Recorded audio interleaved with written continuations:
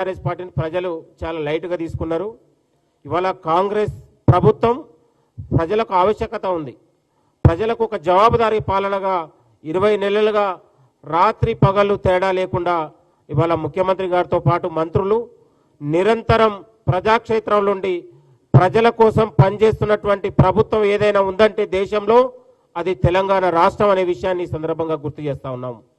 అరే దేశంలోనే ఒక కవులకు కళాకారులు ఉద్యమకారులకు 75 ఏళ్ల రాష్ట్రంలో ఒక ముఖ్యమంత్రి పాడమోసినటువంటి చరిత్రలో ఎక్కడ ఉందా అండి? అది ఒక తెలంగాణలే, అది ఒక రేవంత్ రెడ్డి గారికి దక్కిందనే విషయాన్ని కూడా ఈ సందర్భంగా గుర్తు చేస్తున్నాం. ఉద్యమకారులకు గౌరవం దక్కింది. ఉద్యమకారులకు తో పాటు కవులు కళాకారులకు ఈ రాష్ట్రం గొప్ప గౌరవించుకున్నటువంటి రాష్ట్రం అది తెలంగాణ కాంగ్రెస్ ప్రభుత్వం అనే విషయాన్ని కూడా మీకు గుర్తు చేస్తా ఉన్నాం. జూబ్లీహిల్స్ ప్రజలు ఒక అద్భుతమైన తీర్పు ఇచ్చారు. ప్రజాపాలనకు ముఖ్యమంత్రి రేవంత్ రెడ్డి గారికి ఒక అద్భుతమైన పాలనలుగా మాకు ఇవాళ ఒక 5 స్టార్ రేటింగ్ ఇచ్చినటువంటి చరిత్ర. ప్రజాపాలనకు జూబ్లీహిల్స్ ప్రజలతో పాటు తెలంగాణ ప్రజలు 5 స్టార్ రేటింగ్ ఇచ్చారు. కాబట్టి మాకు విశ్వాసం పెరిగింది. మరింత ఉత్సాహంతోని మరింత స్ఫూర్తితోని రాత్రి పగలు తేడా లేకుండా ప్రజల కోసమే పనిచేస్తాం. ఈ రాష్ట్ర అభివృద్ధి కోసమే ఇవాళ ముఖ్యమంత్రి గారు నిత్యం పనిచేస్తూ ఉన్నారనే విషయాన్ని ఈ సందర్భంగా గుర్తు చేస్తూ ఉన్నాం. అదేవిధంగా ఇవాళ బీఆర్ఎస్ నాయకులు ఇకనైనా కేటీఆర్ కావచ్చు, ఇంకనైనా మీ అహంకారాన్ని తగ్గించుకోండి. ప్రజలు మీకు ఇచ్చినటువంటి తీర్పుని ఒళ్ళు జాగ్రత్త పెట్టుకొని ఆత్మవిమర్శ చేసుకోవాలని మేము కోరుతా ఉన్నాం.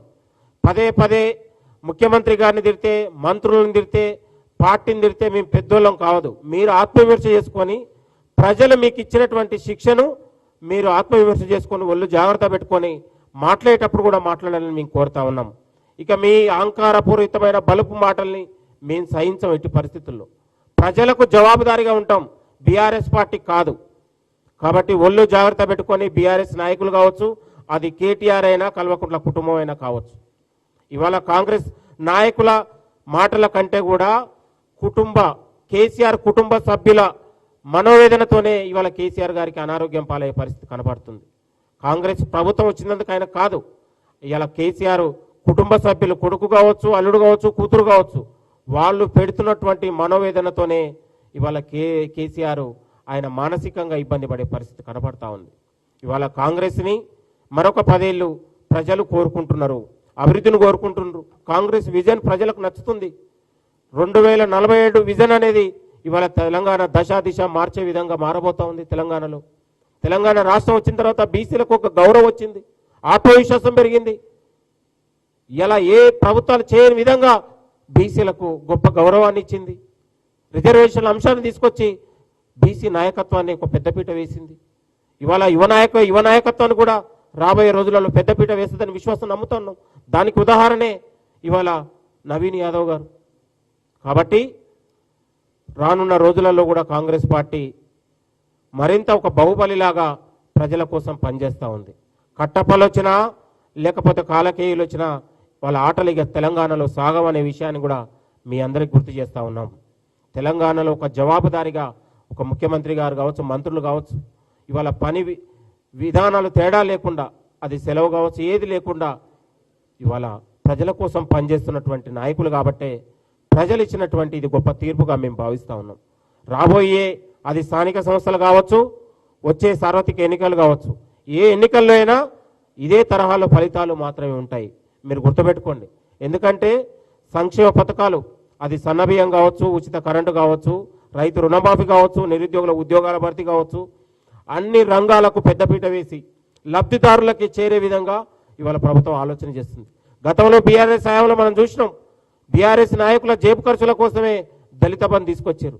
ఒక దళిత బంధు వస్తే 4 వాటా తీసుకొని అది బొంగులు పుట్నాల్లాగానే దళిత బంధుని చేస్తే ఇవాళ లబ్ధిదారులకు, అసలైన లబ్ధిదారులకు, పేద మధ్యతరగతి ప్రజల్ని ఇవాళ లబ్ధిదారులకు చేరుతూ ఉంది. కాబట్టి ప్రజలలో ఒక విశ్వాసం పెరిగింది. కాబట్టి తెలంగాణ రాష్ట్రంలో ఇక ఉండేది కాంగ్రెస్ అధికారమే 10 ఏళ్ళు. దాంట్లో తేడా విషయం లేదు. రేపు జిహెచ్ఎంసీ ఎన్నికలు కావచ్చు, ఇవాళ స్థానిక సంస్థల ఎన్నికలు కావచ్చు, అది ఎమ్మెల్యే రానున్న 2029, 28 ఎన్నికల్లో ఏ ఎన్నికలు వచ్చినా కూడా అది విజయకేతనం కాంగ్రెస్ ఎదుగరవేస్తుంది. 10 ఏళ్ల పాటు మేము అధికారంలో ఉండబోతా ఉన్నాం. ప్రజలు కోరుకుంటున్నారు కాంగ్రెస్ నాయకత్వాన్ని, కాంగ్రెస్ పాలనలోనే అందరికీ గౌరవం వచ్చింది అనే విషయాన్ని కూడా ఈ సందర్భంగా గుర్తు చేస్తున్నాం. కాబట్టి ఇవాళ బీజేపీ బీఆర్ఎస్కి అవయవదానం చేసినా, బీఆర్ఎస్ ఆ బీజేపీకి ఎన్ని కుప్పిగంతులు వేసినా కూడా ఇంకా అది ప్రజలలో అది చెల్లని రూపాయలాగానే మిగిలిపోతా ఉందనేది విషయాన్ని మీ అందరికీ గుర్తు చేస్తున్నాం. ఈ తీర్పు కావచ్చు, ఈ జూబ్లీహిల్స్ ఉప ఎన్నికతో జూబ్లీహిల్స్ ప్రజల బస్తీ ప్రజల గోస తీరిపోతుంది, అభివృద్ధి పరుగులెడుతుంది. రేపటి నుంచి ఆల్రెడీ 5 నెలల నుంచి 10 ఏళ్ల పాటు కుంటబడిన అభివృద్ధి ఇవాళ దిశను మార్చే విధంగా ఇవాళ జూబ్లీహిల్స్ ప్రజలు ఒక గొప్ప అదృష్టవంతులు అనే విషయాన్ని కూడా ఈ సందర్భంగా గుర్తు చేస్తూ ఉన్నాం. కాబట్టి తెలంగాణలో భవిష్యత్తులో ఏ ఉప ఎన్నికలు వచ్చినా కూడా ఇదే తరహాలో ఫలితాలు ఉంటాయి. మార్పు వచ్చిందండి. ఎప్పుడు ఒకే డ్రామా ఉండదు. డ్రామాని ప్రజలు ఎంతకాలం నమ్మరు, నిజాయితీని కూడా నమ్ముతారు.